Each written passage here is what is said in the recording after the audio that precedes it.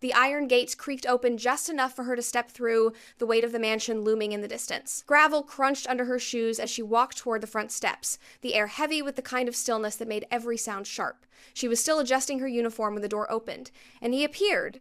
Tall, immaculately dressed and wearing a frown that seemed carved into his face. The millionaire studied her as though assessing not just her appearance, but her very worth. "You will work on a trial basis," he said without greeting. His voice was clipped, each word chosen to leave no room for misunderstanding. Before she could nod, his gaze hardened and he added, "And you will not touch my child."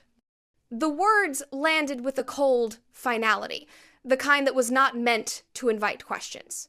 She kept her expression neutral, though the statement bristled against something inside her. It was an odd thing to say, too specific to be random, too forceful to be polite. She opened her mouth to assure him she understood, but he had already turned away, motioning for her to follow. Inside, the house was a cathedral to wealth. Marble floors reflected the light of towering chandeliers, and every surface gleamed with the kind of polish that took hours to maintain. She was introduced to no one, only led through the hallways as he listed her duties in a tone that made it clear these were not suggestions.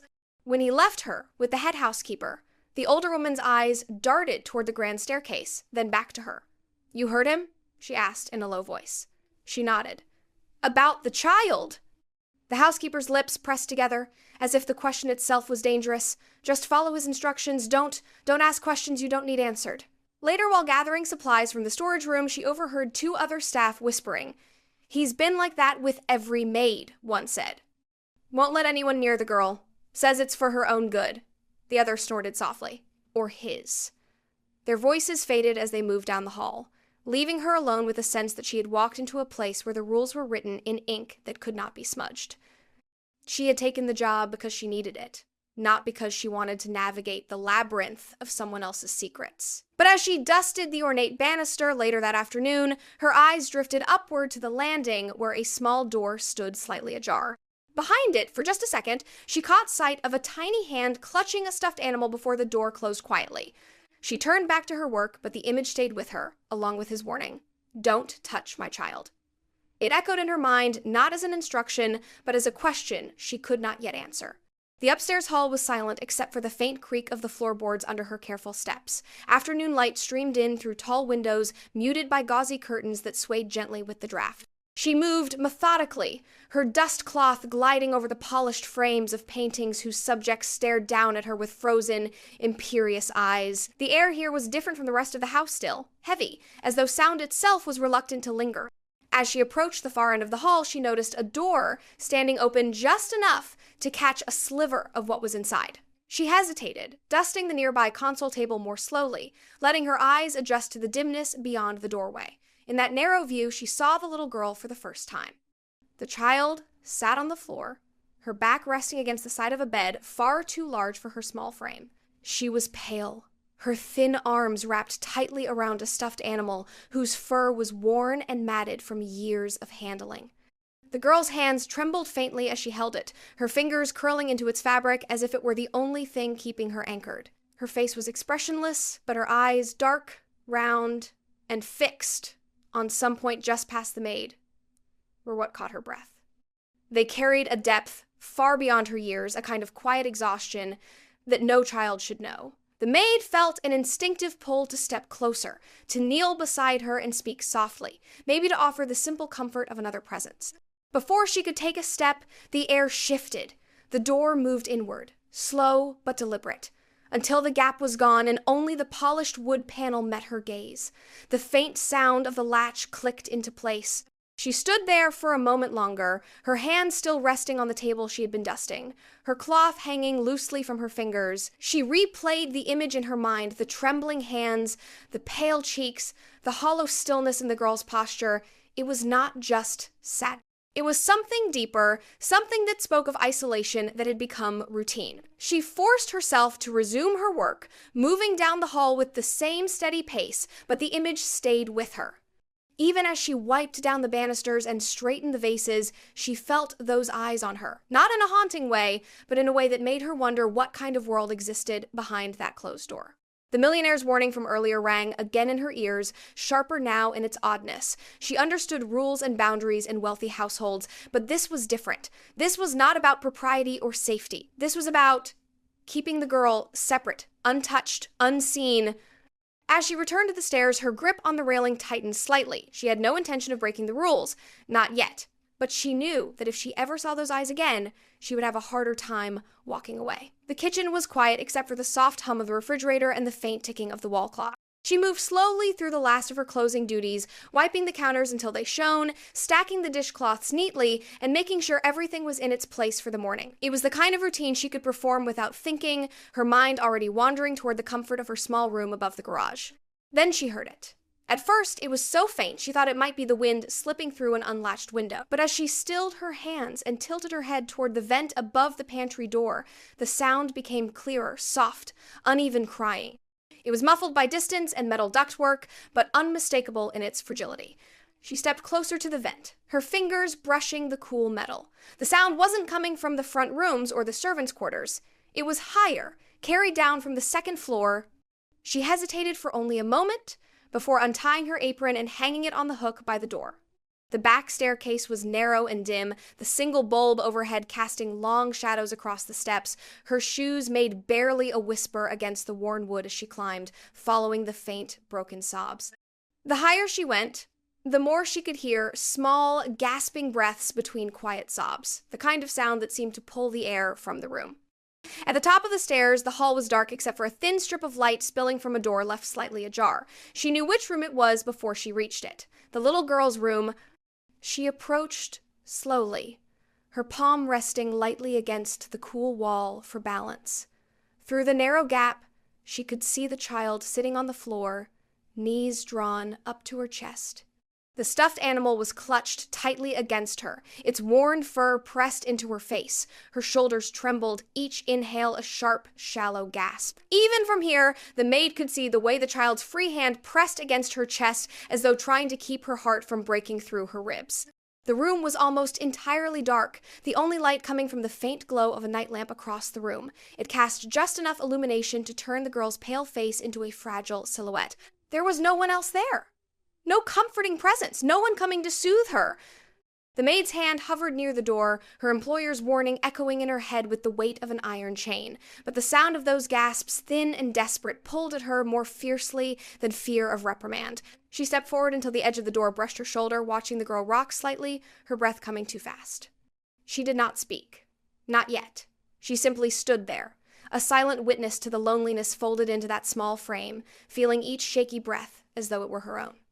The girl's breathing was changing, each inhale shorter than the one before, her shoulders rising in quick, uneven jerks. The sound of it cut through the stillness of the room, sharp and urgent. The warning from the millionaire rang loud in her mind, the memory of his cold tone locking her in place for a single, paralyzing second.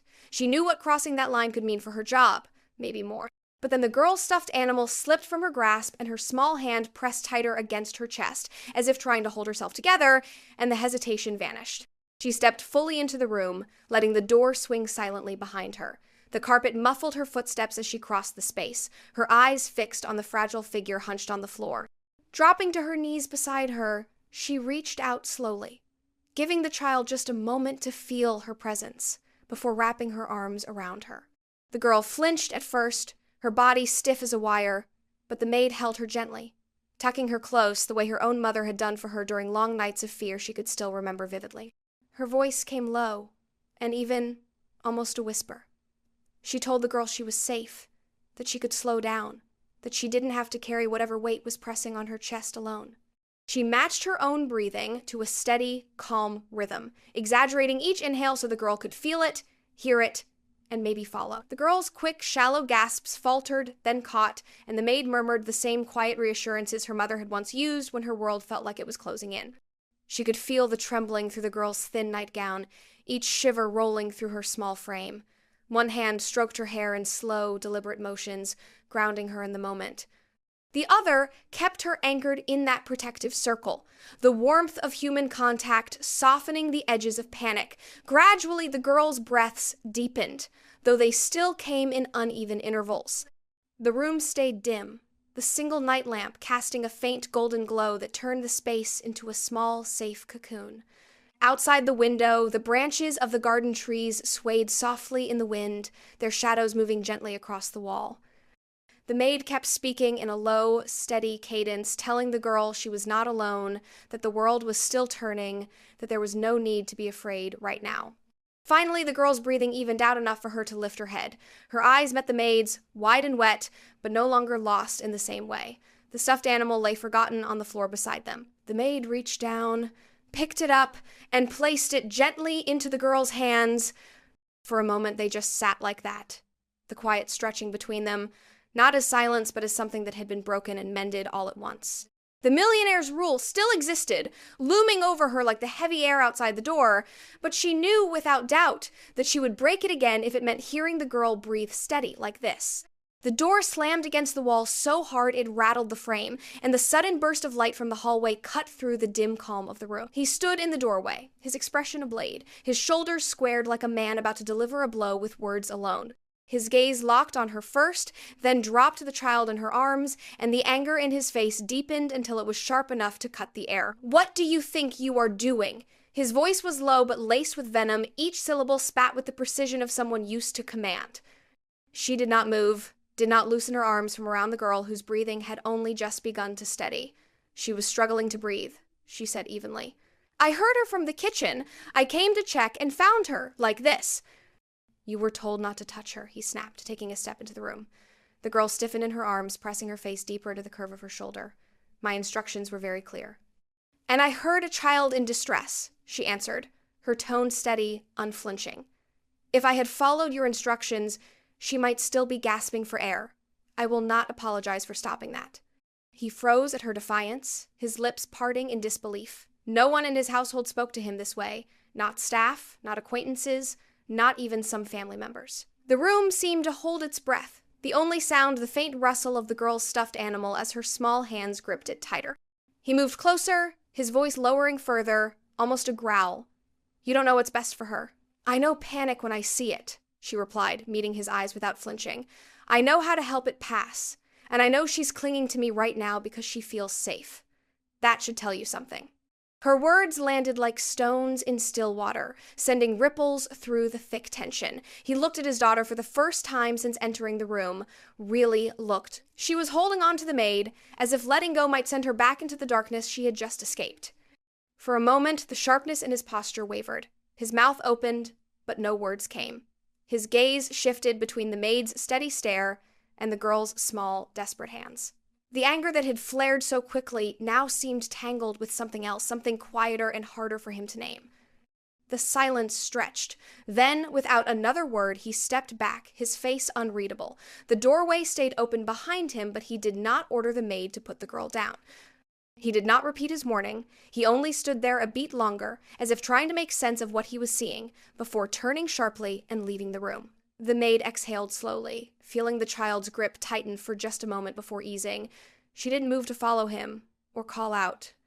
She stayed where she was, holding the girl close, letting the quiet settle back into the space he had disrupted. The following morning, the air in the house felt different, taut with a tension that seemed to hum beneath the quiet. She had just finished setting fresh linens in the upstairs hall when she heard the sound of a car pulling into the driveway. From the window, she saw a dark sedan, and stepping out of it, the family's doctor. He was a tall, silver-haired man with a face that looked practiced at staying neutral.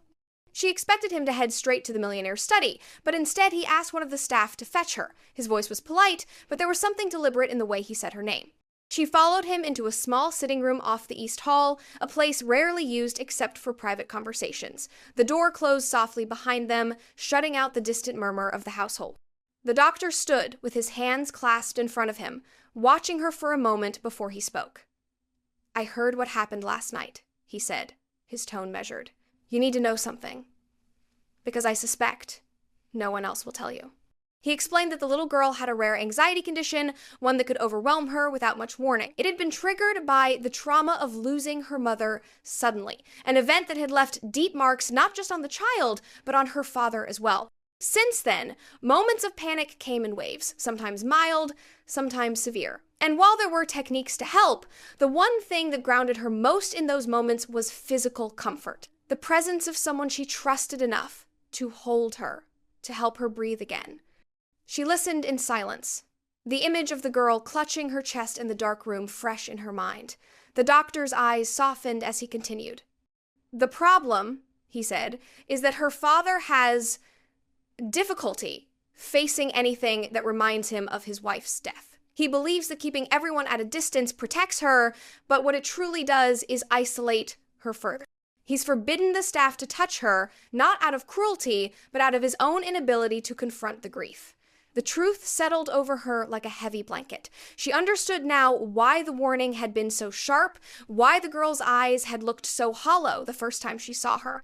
The child had been living in a kind of emotional quarantine, denied the one thing that might have eased her suffering simply because her father could not bear it. The doctor paused, studying her expression. "You're the first person in years she has reached for on her own," he said quietly. "That matters more than you realize. It means she felt something in you she could trust, even if it broke the rules. And in my opinion, it's the only thing that kept her from spiraling further last night." When he left, she stood alone in the sitting room for a long moment, her hands resting lightly on the back of a chair. The house still felt cold, the rules still intact, but now she carried the weight of this knowledge. It wasn't just about defying an order anymore. It was about being the only person who might be able to give the girl what she truly needed, no matter the cost. The days that followed carried a subtle shift, almost too quiet to notice at first. The air in the mansion no longer felt so brittle, and though the millionaire's expression remained guarded, there was a difference in the way he looked at her when their paths crossed. He did not speak of that night or of the doctor's visit, but one morning she found herself given new instructions without explanation. She was to assist the girl with her morning routine, help her dress, and make sure she ate breakfast before lessons began. No mention was made of distance or of rules about contact. The first morning she entered the girl's room without hesitation, she was met with a shy smile. It was small, tentative, but it held a light that had not been there before. Over time, those mornings became easier. The girl began to speak more quietly at first, short answers and careful glances, but soon enough, she was telling small stories about the garden, about her books, about the dreams she could remember. The changes were not just in the child. The millionaire himself began to linger in doorways when she was reading to his daughter, his gaze softer than before. He never stayed long, but he stopped looking as though her presence was an intrusion. When their eyes met across the room, his nods carried something like acknowledgement, though never apology. In the staff corridors, the whispers grew. They spoke of how the girl laughed more now, how she could be seen holding the maid's hand when walking down the steps or resting her head on her shoulder in the afternoons. Some of the older staff said they had not heard the girl laugh since her mother's passing. A few of them called it a miracle, though in hushed tones, as if naming it too loudly might undo it.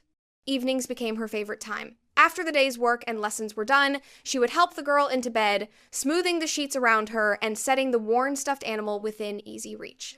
Sometimes they would talk in the dim glow of the lamp, and sometimes they would sit in comfortable silence until the girl's breathing evened and sleep took over. Every night, as she stood to leave, she would glance at the peaceful face on the pillow and know with absolute certainty that she had made the right choice.